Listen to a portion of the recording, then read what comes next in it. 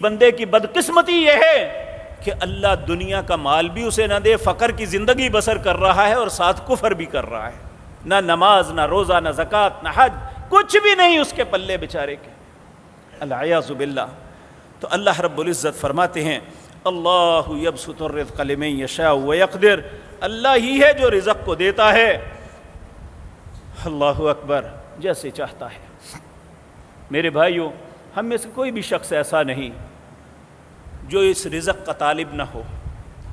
ہر انسان کا دل چاہتا ہے کہ اس کے پاس بہتر رزق ہو، وہ اپنی زندگی سہولت سے گزارے۔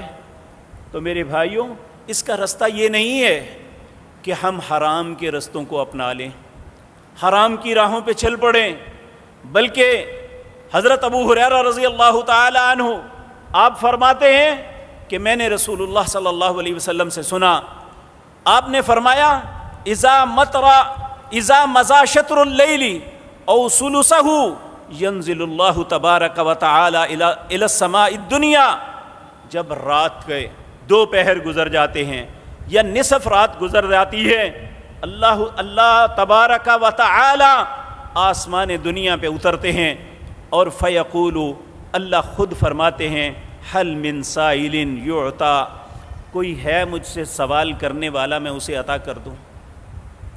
یہ کون سا وقت ہے؟ جسے تہجد کا وقت کہتے ہیں۔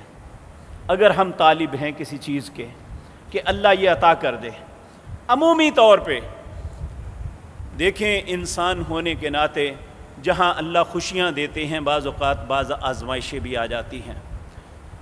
ایسے وقت میں انسان دوسروں کی منت کرتا پھرتا ہے، مولوی صاحب میرے لیے دعا کریں، فلاں صاحب میرے لیے دعا کریں۔ میرے بھائی، ایک ایسا وقت ہے جب آپ خود دعا کریں گے تو اللہ کہتے ہیں کہ فَيَقُولُ حَلْ مِن سَائِلٍ يُعْطَى، کوئی ہے مجھ سے سوال کرنے والا میں اسے عطا کروں۔ جب اللہ خود لوگوں کو دعوت دے رہا ہے مجھ سے سوال کرو میں تمہیں عطا کروں گا، اور وَمَنْ أَوْفَى بِعَهْدِهِ مِنَ اللَّهِ، اللہ سورۃ توبہ کے اندر فرماتے ہیں اللہ سے زیادہ سچا کوئی نہیں جو اپنا وعدہ پورا کرنے والا ہو۔ تو اللہ کا وعدہ کیا ہے کہ رات کے نصف یا رات کا 2/3 گزر جائے تو تمہارا رب خود کہتا ہے فَيَقُولُ حَلْ مِن سَائِلٍ، اللہ فرماتے ہیں کوئی ہے مجھ سے سوال کرنے والا۔ ہم لوگوں کی منتیں کرنے کے بجائے، کسی سے تعویذ لینے کے بجائے، کسی سے دم کروانے کے بجائے، گھر میں لا کے پھونکے مروانے کے بجائے، ہم خود اٹھیں، اس وقت اٹھیں جب اللہ رزق دینے پہ آمادہ ہے، جب اللہ خود عطا کرنے کے لیے آیا ہوا ہے۔ اللہ فرماتے ہیں کہ وَحَلْ مِن دَاعٍ يُسْتَجَابُ لَهُ، کوئی ہے مجھ سے دعا مانگنے والا میں اس کی دعا کو قبول کر لوں۔ یہاں کوئی قدغن نہیں لگائی کہ فلاں فلاں دعا مانگ سکتے ہو، کوئی بھی دعا جو آپ کی حاجت ہے، جو آپ کی مصیبت ہے، جو آپ کی طلب ہے، اللہ کہتے ہیں مجھ سے مانگو میں دوں گا۔ پھر فرمایا حل من مستغفر یغفر لہ، کوئی ہے جو اپنے گناہوں پہ پریشان ہے مجھ سے استغفار کرے میں اس کے گناہوں کو بخش دوں۔ یہ وہ وقت ہے جب اللہ رب العزت خود کہتے ہیں اگر ہم رزق کے طالب بھی ہیں کہ ہمیں اللہ رزق اچھا دے دے، اور ہم سمجھتے ہیں کہ ہمارے پاس وہ نہیں جو ہماری چاہت ہے، تو یہ ایسا وقت ہے جب اللہ سے رزق طلب کیا جائے تو انشاءاللہ اللہ رب العزت اسے عطا کرتے ہیں۔ لیکن میرے پیارے بھائیوں، ایک وہ شخص ہے جس کے پاس کم ہے، ایک وہ ہے جس کے پاس زیادہ ہے۔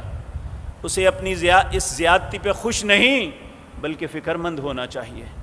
نبی کریم صلی اللہ علیہ وسلم آپ نے اللہ رب العزت نے قرآن عزیز سورۃ انعام میں فرمایا وَهُوَ الَّذِي جَعَلَكُمْ خَلَائِفَ الْأَرْضِ وَرَفَعَ بَعْضَكُمْ فَوْقَ بَعْضٍ دَرَجَاتٍ لِيَبْلُوَكُمْ فِي مَا آتَاكُمْ، اللہ وہ ذات پاک ہے جس نے زمین کے اندر تمہیں خلیفہ بنایا، اپنا نائب بنایا، وَرَفَعَ بَعْضَكُمْ فَوْقَ بَعْضٍ دَرَجَاتٍ، تمہیں ایک دوسرے پہ فوقیت اور فضیلت دی، درجے دیے۔ کیوں دیے؟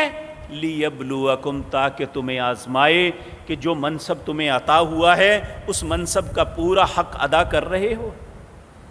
نبی کریم نے فرمایا کلکم راعٍ وکلکم مسئول